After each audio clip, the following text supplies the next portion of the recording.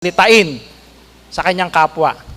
Kuminsan, nakasugat na ng damdamin ng kanyang kapwa bago niya napag-isip na hindi pala niya dapat sinabi yung bagay na yon. Diba? Kuminsan sa silakbo ng damdamin, sa galit, hindi na nakapag-iisip eh. No? Kaya kuminsan yung mga masasakit na salita ang siyang nabibitawang salita sa kanyang kapwa. Kaya, ang sabi sa ating paksa, may kaalaman daw yung mag-ingat magsalita. Pagka pa dalos-dalos, kuminsan napapasama. Di ba? Maging dito, ibigay lang tayo ng banorin lang natin itong ginawa, no? Isang video lang. Tyson right here. But down at the bottom, he can give up or he can retire. There's not a third option. Kilala niyo yan sa Turman.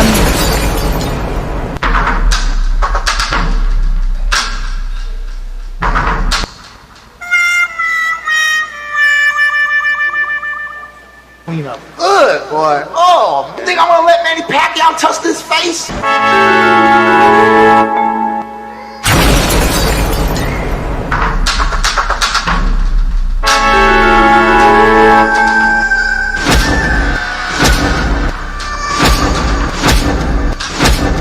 Oh, think I'm gonna let Manny Pacquiao touch this face?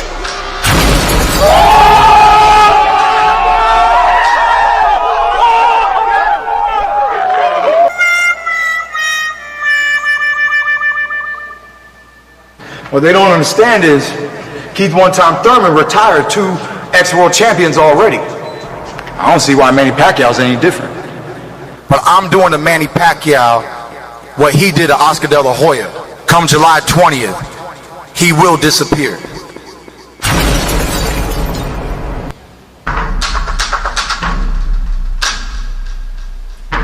Yeah. Come July 20th, he will disappear.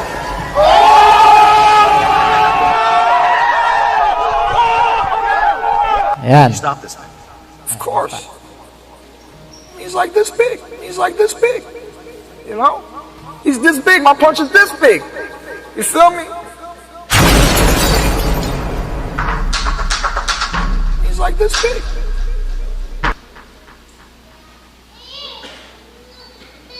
Ayun, ano? So, ayun, isang halimbawa lang na kuminsan, yung trash talk, inuunay yabang na masalita. Pero anong nangyari? Mawawala daw siya pag-retiruhin daw niya si Pacquiao, mawawala. He will disappear. Anong nangyari? Bagsak siya. So yun lang, binibigay natin na halimbawa na talagang kuminsan ganon pagka inuna mo yung salita, no, kaysa sa gawa, mapapahiya ka. Ikaw rin ang napapahamak. Maging sa banal na kasulatan, ganyan din ang nangyari. Kung inyong natatandaan si Goliath saka si David, di ba? Si David and Goliath. Alam natin si Goliath, napakalaki higanting tao yan. At nung makita niyo yung kanya makakalaban na si David, hinamak-hamak niya. Yan ba yung lalaban sa akin? Musmus. Nilait-lait niya si David. Pati ang Diyos ng Israel, ang Diyos na makapangyarihan sa lahat, hinamak din niya dahil kay David. Pero ano ang nangyari? Diba? Ano sabi sa unang Samuel 17:43-44? At sinabi ng Filisteo kay David, ako ba ay aso na ikaw ay paririto sa akin na may mga tungkod? At nilait ng Filisteo si David sa pamamagitan ng kanyang mga Diyos. At sinabi ng Filisteo kay David, halika at aking ibibigay ang iyong laman sa mga ibon sa himpapawid at sa mga hayop sa parang. No? Naging mayabang siya. Minaliit niya yung kakayahan ni David na isang maliit, musmos, bata. Siya isang talagang mandirigma, kinatatakutan. Pangunahing sundalo ng mga Filisteo. Kaya ang lahat ng mga karatig bansa, takot sa mga Filisteo sapagkat meron silang isang mandirigmang higante na kinatatakutan ng lahat. Pero ano ang nangyari? Ano ang resulta? Isang bato lang. Di ba? Isang makinis na bato na inilagay dun sa kanyang pamigkis. Tinamaan siya sa noo. Bumaon. Ano nangyari? Patay.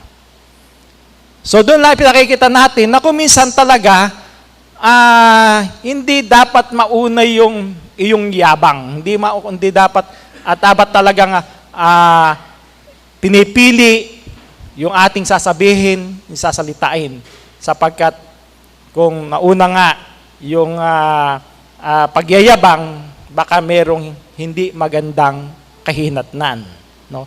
Ano rin ang tawag ni Apostol Pablo sa mga ganoong tao? 2 Korinto 10:12, hindi kami nangangahas na ipantay o ihambing man lamang ang aming sarili sa ilang nagbubuhat ng sariling bangko. Napakahangal nila. Ang sarili rin nila ang ginagawa nila sukatan at pamantayan ng kanilang sarili. No? Mayroong mga taong ganun, nagbubuhat ng sariling bangko. Itinataas yung kanilang sarili. Di ba?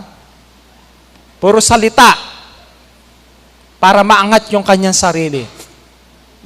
Hindi maganda. Hindi maganda. No? Na ayon kay Apostol Pablo. Tingnan din natin ang talinghaga ng ating Panginoong Hesukristo. Diba? Dito, yung dalawa. Yung meron dalawang taong pumunta sa templo, nanalangin sa Diyos. Yung isa, yung Fariseo, at yung isa, yung maniningil ng buwis. Sa panahon na yon, ang maniningil ng buwis, isang makasalanan. Sapagkat naniningil sila ng sobra-sobra. Nandadaya sila. Pero nung yung dalawang ito, pumasok sa templo, nanalangin sa Diyos, ano ang ginawa nung maniningil ng buwis? Yung isang makasalanan. Hiyang-hiya sa Diyos. Hindi man lang wika makatingin, talagang nakayuko. Dinadagukan yung dibdib na tanda ng kanyang pagsisisi sa kanyang mga nagawang kasalanan. Pero, itong Pariseo, ano ang ginawa? Inihalin tulad yung kanyang sarili doon sa maniningil ng buwis. Ano ang sabi niya? Panginoon ko, hindi ako tulad nito na isang makasalanan, isang maniningil ng buwis. Ako wika, nagbibigay ng ayuno. Nag-ayuno ko, nagbibigay ako ng ikapo. Ginagawa niya yung kanyang tungkulin. Di ba? Kaya yun yung sabi doon na ni Apostol Pablo, nagbubuhat ng sariling bangko. Di ba? Binuhat niya yung kanyang sariling bangko at ano ang ginawa doon sa isa? Ibinabagsak naman niya. Para maitayo niya yung kanyang sarili, ibinagsak niya naman yung kanyang kapwa. Siniraan naman niya yung kanyang kapwa para siya ang umangat. Kinalugdan ba ng Diyos? Hindi. Sinong kinalugdan? Yung taong dinadagukan ng kanyang sarili na talagang nagsisi sa kanyang mga kasalanan, na hindi siya nanumbat ng ibang tao, hindi niya inihalin tulad yung kanyang sarili sa ibang tao na mas makasalanan sa kanya, kundi humingi ng kapatawaran sa Diyos. Nilingap siya ng Diyos, pero itong Pariseo na nagbuhat ng sariling bangko, hindi kinalugdan ng Diyos. Diba? So yun yung isang halimbawa na maaari nating mabanggit. Ano? Ang sabi rin sa isang kasabihan, ang lata mas maingay pag walang laman. Parang tao mas madaldal pag walang alam. Parang yung Pariseo. Diba? Subukan kami yung lata na walang laman. Diba? Pagka binagsak mo, ang ingay niyan. Pero pagka yung lata, may laman, hindi pa nabubuksan, ibagsak mo. Hindi maingay yun. So, ganun din daw ang tao. Napasabi, ang maniwala sa sabi-sabi, walang bait sa sarili. So, mga ilang mga kasabihan. Ngayon, nasa iyo ba yung karunungan noon kung hinahamak mo naman ang iyong kapwa, tulad ng Pariseo, na hinamak yung kanyang kapwa? Nagpapakita ba yun na nasa kanya yung karunungan, kaalaman mula sa Diyos? Kawikaan 11:12, siyang humahamak sa kanyang kapwa ay walang karunungan. Wala pala. Ang sabi sa banal na kasulatan.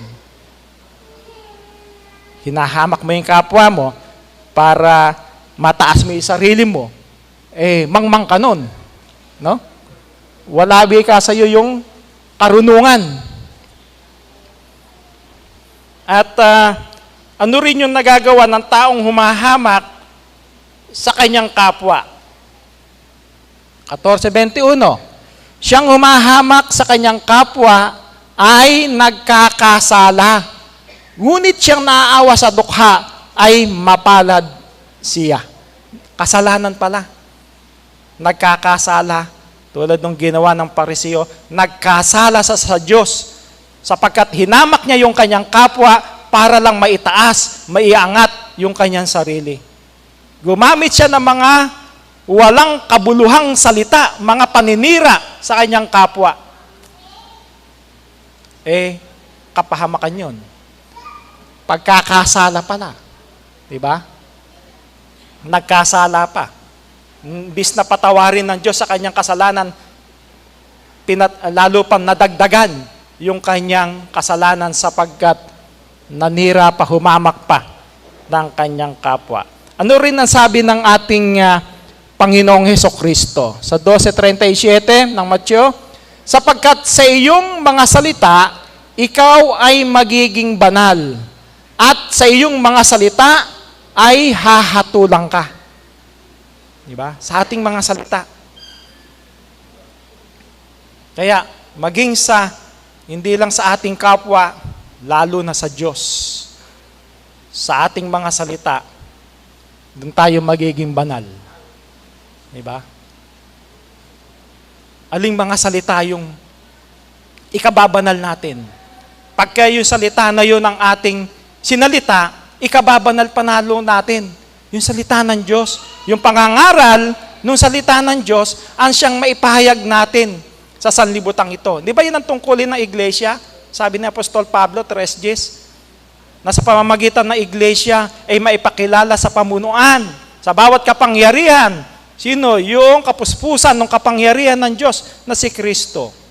Tungkulin nating lahat sapagkat tayo'y, ang sabi, sa iyong mga salita, ikaw ay magiging banal. At doon din tayo hahatulan. Ano ba ginawa mo? Ano bang mga sinabi mo? Baka mga masasakit na salita sa iyong kapwa. Baka pagdating din sa Diyos, kuminsan may taong ganun na sinisisi pa ang Diyos kapag may nangyaring hindi maganda sa kanyang buhay. Diba? Gaya ng sabi rin sa Ecclesiastes 5:2, huwag kang pakabigla ng iyong bibig at huwag magmadali ang iyong puso na magsalita ng anumang bagay sa harap ng Diyos, sapagkat ang Diyos ay nasa langit at ikaw ay nasa lupa, kaya pakauntiin mo ang iyong mga salita. Di ba? Maging sa pagtawag sa Diyos, kailangan talagang hindi ka pakakabigla. Nung sasabihin mo sa Diyos, kuminsan may taong gano'n na may nangyaring masama na imbis na purihin ng Diyos, sinisi pa ang Diyos sa bagay na nangyari sa kanya. Na kuminsan, kagagawan din niyang sarili, kung bakit ano ang nangyari sa kanya, nagpabaya sa kanyang tungkulin sa Diyos, baka yun ay palo, sinisi pa ang Diyos. Di ba? So, talagang, kinakailan talagang susuriin, pag-iisipan nating mabuti kung ano ang dapat nating salitain sa ating kapwa man at lalong higit sa Diyos na makapangyarihan sa lahat. Ano rin yung maihayag niyan? Kundi kung hindi ka maingat magsalita. 20:19 ng Kawikaan, ang yumayaong mapaghatid dumapit ay naghahayag ng mga lihim. Kaya't huwag kang makisalumuha sa kanya na nagbubukang maluwang ng kanyang mga labi. Diba? Ngayon, naghahapit dumapit. Nagchichismis. Diba? Bawal din ng Diyos yun, ano? Chismis. Ano mangyayari? Paghahatid dumapit. Pati yung mga lihim ng iyong kapwa, maging iyong sariling lihim, maihahayag mo eh. Di ba? May kasabihan nga, pagka ang tao, meron daw gustong alamin sa kanyang kaibigan o sa kanyang kapwa para malaman mo, lasingin mo. Kasi magiging madaldal. Pati yung lihim, ipahahayag. Di ba? So, hindi naman dapat na pati yung mga bagay na lihim, lalo na nga kung hindi mo naman sarili yung lihim na yun, kundi sa iyong kapwa, ikaw pa magiging daan para ipahayag mo sa iba, ikalat mo, ichismis mo, maging kapahamakan ng iyong kapwa, pananagutan mo yun sa Diyos. No? At maging sa panahon ng matandang tipan, nangyari yan. Yung sobrang tiwala rin, sobrang pagpapahayag, pati na yung lihim na mayroon siya, ipinahayag niya. No? Tulad nito, dun sa isang picture na yon. Ito yung panahon ni Haring Ezekias. Natatandaan niyo si Haring Ezekias? Si Haring Ezekias may nagkasakit ng kanyang ikamamatay. Pinasabi sa kanya ng propeta na mamamatay na siya sapagkat siya may sakit. Pero sa kanyang panalangin sa Diyos, nanalangin siya ng taimtim sa Diyos. Dininig siya ng Diyos. Hindi siya namatay, kundi pinagkalooban pa ng 15 taon para siya ay mabuhay sa lupa. Nadagdagan pa ng 15 taon ng kanyang buhay bilang hari. Nakita natin yung pagdinig ng Diyos sa kanyang panalangin. Basta't mataimtim na panalangin, diringgin ng Diyos. Nakalaan na siya doon sa kamatayan. Mamatay na siya dahil malubha yung kanyang karamdaman. Pinasabi na sa kanya, sa propeta, na siya'y mamamatay na. Pero dahil sa kanyang kahilingan sa Diyos, dininig siya ng Panginoon, dinagdagan pa yung kanyang buhay. Kaya lang, ano ang nangyari? Hindi siya naging maingat bandang huli sa kanyang pagsasalita. Noong dumating ang kanyang mga panauhin sa iba't ibang mga bansa, dinadalaw siya. Ano ang ginawa niya? Pati yung mga lihim ng kaharian, kanyang ibinunyag. Ito ang aming kayamanan, pati yung mga lihim, mga sekretong lagusan, ipinakita, pinagmalaki, ipinagyabang sa mga karatig bayan, sa mga karatig bansa. Ito yung aming mga kayamanan. Kaya, nalaman na yung kanilang sekreto. Ano nangyari bandang huli?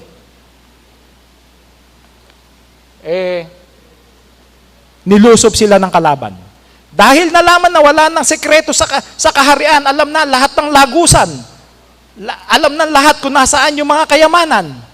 Nanlihim, nakatago, pero ipinahayag niya, ipinakita niya, ipinagyabang niya. Kinubkob sila. Dinilang bihag sila dun sa Babylonia. Kinuha lahat ng kanilang kayamanan. Oh. Yun ay dahil lang sa, di ba? Sobrang salita, wala nang itinago. Hindi naging maingat sa kanyang pagsasalita. Kaya nangyari, nabihag ang bayang Israel. Dinalang bihag dun sa Babylonia.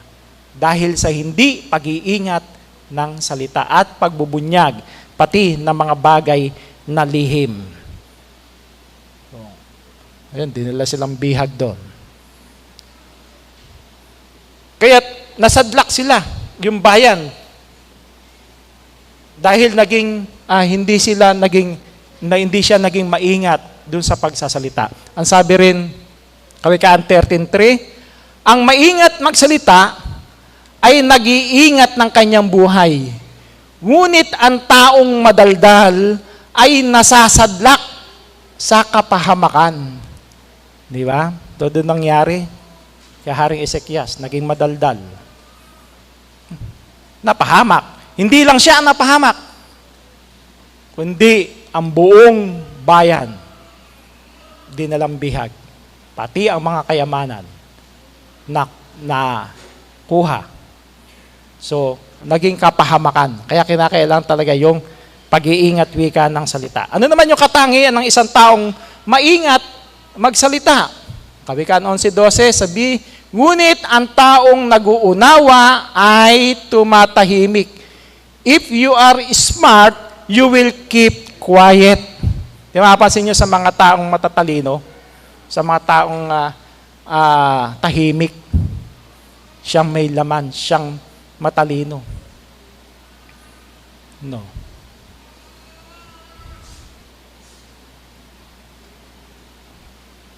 Lalo isang nating elder trainee, tahimik yun eh, pero may talino. No. Si kapatid na Simeon, tahimik yun, pero pagka tinanong mo, maraming alam. Diba? So, talagang biblical naman yun. Yung taong nag-uunawa ay tumatahimik. Pagka tinanong mo, marami palang alam. Di ba kung minsan gano'n nangyayari, minsan sa bidahan, kung minsan merong nagbubuhat ng bangko sa kanyang sarili, no? Merong tinatalakay na issue, pero hindi naman niya masyadong alam yung isang issue, pero siya pa rin buhat ng bangko. Pero yung isang taong tahimik, pagka siya nagsalita, tinanong, nagugulat sila, marami palang alam. Diba?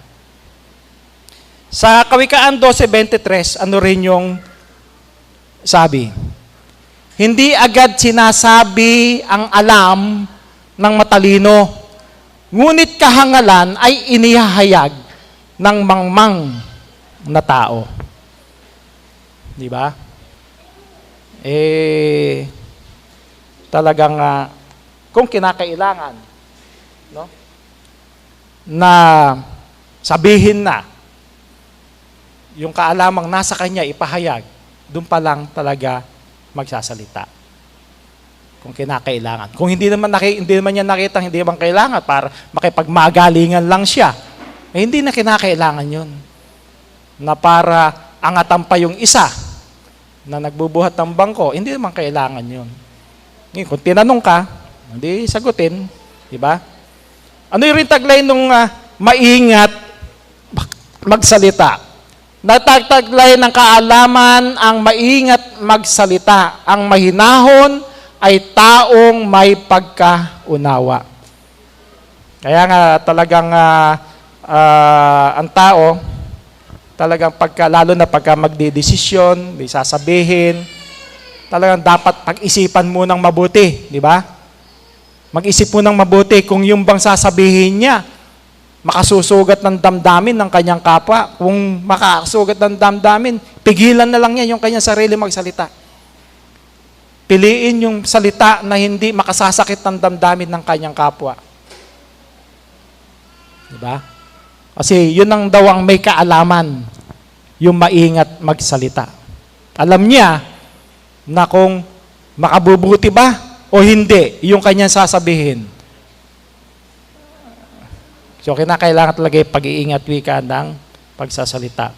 At saan din dapat maging alisto ang taong maingat sa pagsasalita. Santiago 1:19, mga kapatid kong minamahal, unawain ninyo ito. Maging alisto kayo sa pakikinig, maingat sa pagsasalita, at hindi agad nagagalit. Diba? Kung minsan ang tao yan ng kalaban, yung emosyon, no? Yung damdamin niya. Lalo na tayong mga anak ng Diyos, iglesia ng Diyos, kung ang meron tayong kaaway, kagalit, may nagalit sa atin, o anumang hindi magandang pangyayari sa labas, kinakailangan talagang maging alisto, pag-ingatan din natin yung ating pagsasalita. No?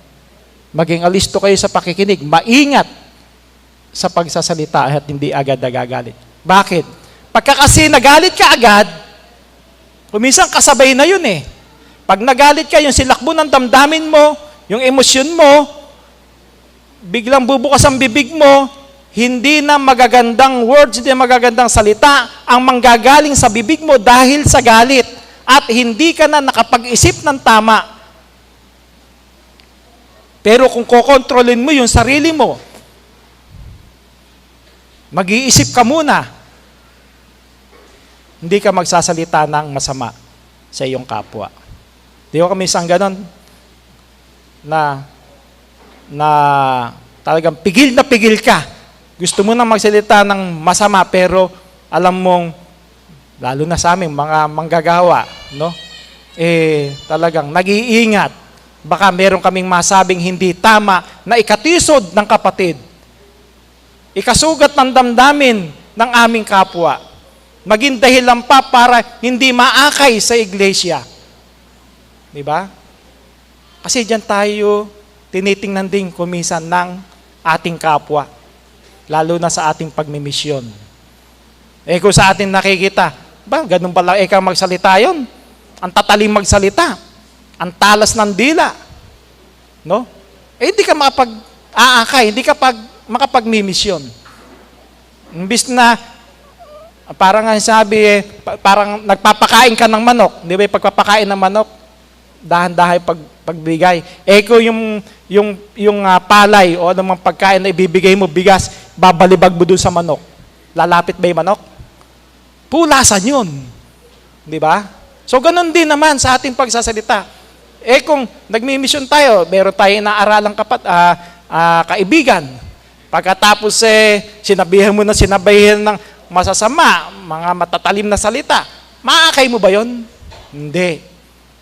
So, kinakailangan talaga lagi wikang maingat doon sa pagsasalita. Maging alisto rin tayo. No? Saan malapit ang taong masalita? Yun. The more you talk, the more likely you are to sin. If you are wise, you will keep quiet. Diba? Ang taong masalita ay malapit sa pagkakasala.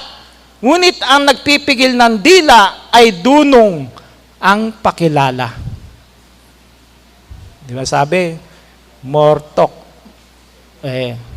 more mistakes. Less talk, less mistakes. Diba? Kasi yun ang sabi, yung taong masalita ay malapit sa pagkakasala. Kaya kailangan talaga laging pinag-iisipan kung ano yung sasabihin, no? Yung isa ding isang kasabihan, hindi lahat ng tahimik nasa loob ang kulo, sila lang kasi yung tipong marunong mag-isip bago kumibo. May mga taong ganon. Hindi basta-basta magagalitin, tahimik, no? Kasi marunong lang mag-isip. Kung ano yung mga bibitawang niya salita, iniisip muna kung ito ay makasasama. Lalo na sa loob ng iglesia. So, kailangan talaga yung pag-iisip muna, pag-isipan muna kung ano ang dapat nating sabihin. Tingnan din natin yung ginawa ng Panginoong Hesukristo. Di ba yan, natatandaan ninyo? Noong dalin ng taong bayan, itong babaeng nahuli sa pangangalo niya, dinala sa paanan ng Panginoong Hesukristo. Narito wika yung babaeng nahuli namin sa pangangalo niya. Ang kautusan, babatuhin ang mga nahuli sa pangangalo niya ng bato hanggang sa ito'y mamatay. Sinusubok siya kung ano ang magiging hatol ng Panginoong Hesukristo. Nagsalita ba ng marami ang Panginoong Hesukristo? Hindi. Ano lang ang sabi niya? Sino man sa inyo na walang kasalanan ay siyang maunang bumato sa kanya. Yun lang ang sinabi niya. Maraming sinabi ang mga tao mga taong bayan sa kanya, ito ang kautusan, ito ang dapat mangyari, patayin ang babaeng niyan, patuhin hanggang sa mamatay sapagkat yan ang kautusan. Sa isang salita, sa isang na sinabi ng ating Panginoong Kristo, hindi naman niya hinatulan eh. No? Ano ang sabi niya? Sino yung walang kasalanan? Siyang unang bumato. May bumato ba? Wala. Kaya nung sumulat siya doon sa may buhangin, nung pagtaas niya ng noo, o nasan na eka sila? Nasaan na yung mga taong bayan na yan na gustong hatulang ka? Pinahatol sa kanya. Umalis na po. Ganun pala. Hindi na rin kita hatulan. Bakit? Nagsialisan. Doon sa salita lang na yan ng Panginoong Kristo. Sapagkat walang taong hindi nagkasala. Lahat ng tao may kasalanan. Ang sabi niya, ang walang kasalanan, ang siyang unang bumato. Sino walang kasalanan sa kanila? Wala. Lahat may kasalanan. Kaya lahat sila umuwi. So nandun, pinakita natin yung karunungan na nasa ating Panginoong Hesukristo. Pero, pagdating din naman sa pananampalataya, kung kinakailangan mong ipagtanggol naman ang iyong pananampalataya, dapat mo ring gawin. Tulad ng nangyari dito kay Apostol Pablo, nang siya iharap kay Haring Agripa. Pinakulong siya, no? Hinahatulan siya. At nung umarap siya kay Haring Agripa, ipinagtanggol niya yung kanyang sarili at ipinakilala niya kung bakit niya ipinangangaral si Kristo sapagkat siya ipinakulong dahil sa pangangaral sa pangalan ng Panginoong Kristo. Nanindigan siya. Ipinangaral niya ang Panginoong Kristo. Kaya bandang huli, ang sabi ni Haring Agripa, abay sa kakaunting sinabi mo, gusto mo bang ako'y maging Kristiyano? Kasi naipahayag na sa kanya si Kristo eh. At talagang naniniwala siya kay Apostol Pablo. Kaya ang sabi sa kanya ni Agripa, sa kaunting sinabi mo, gusto mo ba ako maging Kristiyano? Noon lang sila nagkausap. Abay ka, sa kakaunti man o sa marami, kung kalooban ng Diyos. Hindi lang ikaw, pati lahat ng mga nakarinig, gusto niyang maging Kristiyano. Di ba? So, yun ipinakita naman natin na pagdating naman sa pagtatanggol sa ating pananampalataya, sa turut aral ng Diyos, maging marunong at matalino rin naman tayo na ipahayag ito. Hindi tayo magsasawalang kiburin para hamakin ang Diyos, ang Panginoong Kristo at ang ating pananampalataya. Ano rin ang kaalamang ang dapat mataglay ng maingat magsalita? Colosas 1:11, upang kayo'y magsilakad ng nararapat sa Panginoon, sa buong ikalulugod niya at magsipamunga ng bawat gawang mabuti at magsilago sa kaalaman ng Diyos na kayo'y palakasin ng buong kapangyarihan ayon sa kalakasan ng kanyang kaluwalhatian sa buong pagtitiis at pagpapahinuhod na may galak. Lumakad daw tayo ng nararapat sa Panginoon. No? Magsibunga yung ating mga gawang mabuti. Tayo bilang kasangkap ng katawan ng iglesia, tungkulin natin yon. Na makita sa atin na ating isinasakabuhayan dito sa sanlibutan yung salita ng Diyos. Di ba sabi ni Santiago? Sino ang matalino at marunong sa inyo? Ipakita niya sa mabuting kabuhayan. Yung salitang ating tinanggap na nasa atin, turut aral ng Diyos, ipakita natin sa pamamagitan ng ating kabuhayan. Ngayon, kung yung mag-iingat magsalita, paano niyang may pakikita na sa kanya yung kaalaman kahit hindi pa siya nagsasalita? Unang 1:3:18, mga anak, huwag tayong magmahal sa pamamagitan ng salita lamang, kundi patunayan natin ito sa pamamagitan ng gawa. So, hindi lang din sa salita, ba? Yun nga, marami kang salita, pero hindi mo naman ginagawa. Puro salita lang. No? Ayaw naman gumawa. Parang sinasabi nga sa banal na kasulatan, ang sabi sa isang kapatid, sige ka, magpainit ka. Kumain ka, okay, magpainit ka. Wala ka namang binibigay na pampainit, wala ka namang binibigay na pagkain. Tapos sasabihin mo, sige, magpainit ka. Ala nga makain hanggang salita ka lang. Di ba? Sabihin, gumawa ka rin, hindi lang salita. Yung salita mo, may gawa. Kung sinasabi mo sa isang kapatid, tulad doon sa paksa sa pulubi, nasabi sa pulubi, sige, kumain ka, magpainit ka dyan. Wala ka naman binibigay, kaya nga humihingi para bigyan mo. Hindi ka naman nagbibigay. Diba? So, kinakailangan din nung gawa. Maipakita yung ating sinasabi sa pamamagitan ng ating gawa. Ang sabi nga rin sa isang quotation, actions speak louder than words. Di ba? Sabihin talagang minsan hindi mo na kailangang magsalita Mayroong mga taong ganun, no? Na hindi na kailangan ng magsalita na pagka nakita na niya may kailangan, binibigay na niya.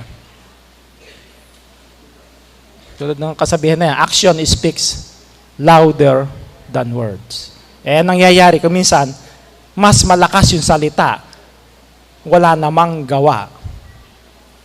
Hindi dapat na ganon, baligtad. Kaya anong gawa kaya ang dapat na makita sa atin? Ikalawang Tesalonica 2:17, alawin nawa ang inyong puso at patibayin kayo sa bawat mabuting gawa at salita. Every good deed and word. Diba? Parehong mabuti yan, mabuting gawa at salita. Doon dapat tayo makita ng Diyos. Sa ating pagsasalita, mabuti yung ating mga salita. Hindi makakasira, makakapanakit ng damdamin ng iba, kundi yung ating salita may biyaya. Biyaya sa iba. Diba? May matututunan sa bawat salitang ating sasabihin. At makita rin naman sa ating mabuting gawa. Kaya tayong lahat, inihimok ng Diyos na mataglay natin yung kaalaman na yon. Maiging maingat sa pagsasalita na mayroon ding gawa. Di ba? Ang sabi nga ni Apostol Pablo, sa nagsisipagtiyaga sa mabubuting gawa ay buhay na walang hanggan. Yun nawa ang ating makamit at ating mapag-aralan sa ating sarili na maging alisto sa lahat ng oras, maging matalino sa pagsasalita. Mag-isip muna bago magsalita kung ito'y makabubuti o makasasama sa ating kapwa. Isang magandang umaga po sa ating lahat.